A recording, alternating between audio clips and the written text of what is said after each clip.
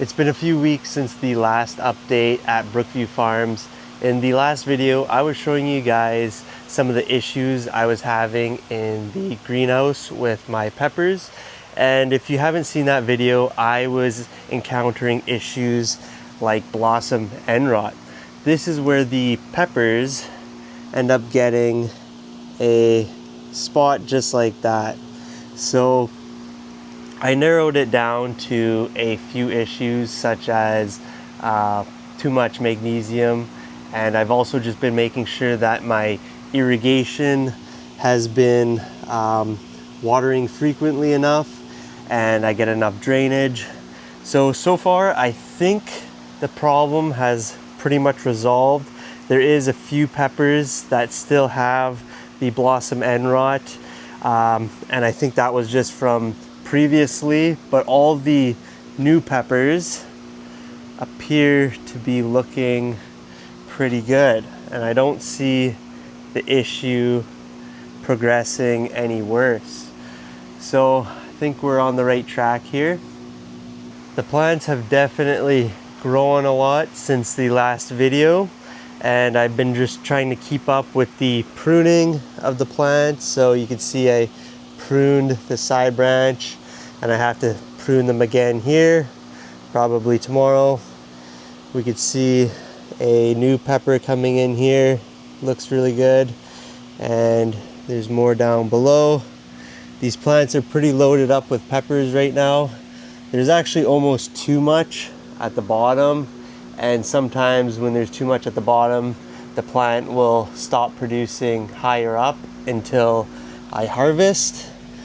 Last Friday, we did our first harvest of the season, and it was just jalapenos and poblanos, and they were looking really good. So I think probably this Friday we might be harvesting the sweet peppers for the first time this season.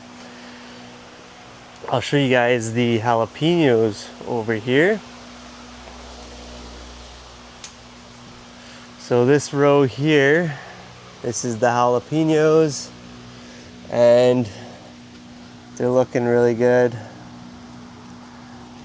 They're starting to come in pretty good, and you can see right here actually there is a slight magnesium deficiency, and that's probably just because I've been feeding a lot less magnesium to help with the blossom end rot issue. So probably soon I'll be adding just a little bit more magnesium back to the nutrient solution, but it won't be anywhere near where I had it at the beginning of the season. We'll check out the other greenhouse over here where we are growing the hot peppers. These are the cayenne peppers, and these are also starting to ripen as well. Over here we have the yellow habaneros, and they're not quite as far along as the cayenne peppers, but there is a few habaneros starting to grow.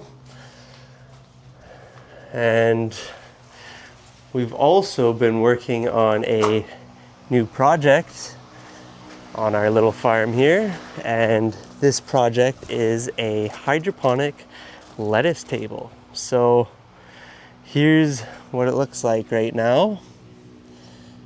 This is just basically a table that is filled with water, and I'll be floating these sheets on top. So right here I've just been getting ready to drill the holes. So I have lettuce in pots right now, and they'll basically just fit in the hole, and then the sheet will float on top so that the roots go into the system here. So how this system works is there's actually a drain on this end. So there's the drain. So when this table fills up, it drains into there, and then it drains into this reservoir, and then from this reservoir it gets pumped all the way over there into that water chiller that helps cool the water, really important. And then from the water chiller, it pumps all the way back over there, back into the table. So it's constantly recirculating and cooling the water. This helps keep the water oxygenated and cool. It's really important to cool the water, especially if you live in a hot location, because if the water gets above 70, 72 degrees Fahrenheit, you will get issues like root rot. And the reason for this is because the dissolved oxygen at higher temperatures drastically reduces, and this increases the risk of, I think it's called Pythium. I don't know if I'm pronouncing it right. This is basically a fungus that attacks your roots and will make them go rotten. So keeping the water cool, very important. So maybe I'll show you guys the lettuce right now, how it looks, and I'll also show you what was delivered in the mail today. So this is our indoor growing setup here, where we start all of our lettuce seeds for the hydroponic system. So every week I've been starting a new batch of lettuce, and then they will go into the hydroponic system I'm working on. So these ones here, these are 3 weeks old, and they are ready for the system. I still have to finish building a few things on the system, so they're just gonna have to wait a little bit longer, but I'm gonna try to get them into the system as soon as possible. Now, the thing in the mail that arrived today is this here. This is our beneficial insects for the greenhouse. So in our bell pepper greenhouse, we have a few aphids that are starting to produce on the plant, so we don't want that. So I order these beneficial insects. These are Aphidius colemani. Anyways, they're parasitic wasps, and they basically just fly around the greenhouse. They find aphids, and then they lay eggs inside the aphid, killing the aphid and producing more parasitic wasps. This here is a aphid banker plant. So these are special aphids that don't attack lettuce or peppers or any type of crop that we're trying to grow. They only like to live on grains like wheat and oats, I think. So this plant here basically helps the parasitic wasps hang around for longer. So lots of times when we deploy beneficial insects into a greenhouse, we like to deploy them before we have an aphid problem.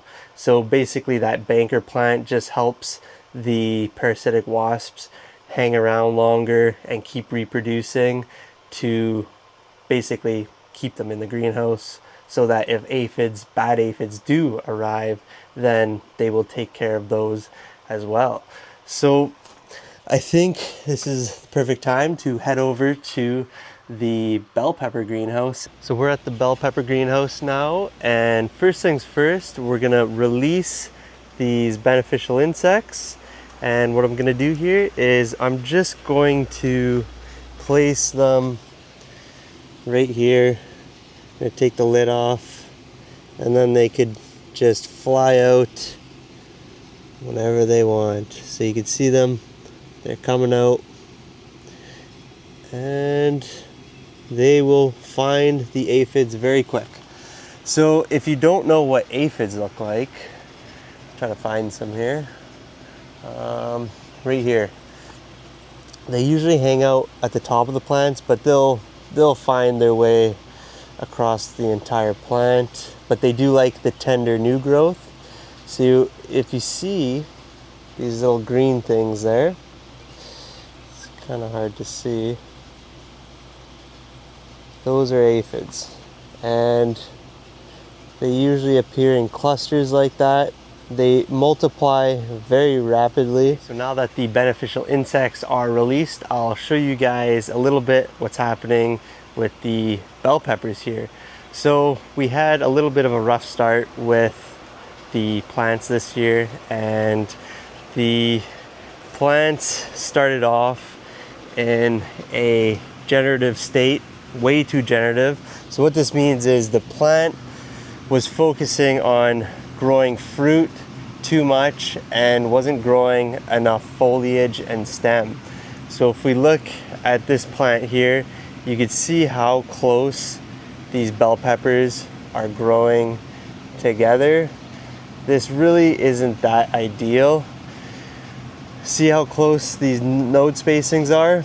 They should be like that close. So this pepper shouldn't even really be here. And you might think this might be better because you're getting a lot of fruit in a short stem space. But what happens is the plant will actually just end up aborting the flowers higher up. So what will happen is I'll get a whole bunch of peppers in a relatively short period of time, and then there'll be a section where there's not very many peppers at all, and it won't start producing more peppers higher up the plant until I start harvesting some from the bottom. So generally the rule of thumb is the bell pepper plant should only have around 12 peppers growing at a time. So if we count them here, we'll count roughly around 10. 1, 2, 3, or 12. 1, 2, 3, 4, 5, 6, 7, 8, 9, 10, 11, 12, 13, 14. So there's 14 growing on this plant, and that is more than what we want at a time. You can see this pepper here. This one is not even going to grow into anything because there's just too much peppers on the plant. And the other thing I had issues with was poor pollination. So that's when you get stuff like this. This bell pepper is just flat and it doesn't look very good. Same thing with here. You also get things kind of weird growing like this. So a lot of this isn't ideal, and I often get poor pollination at the beginning of the season.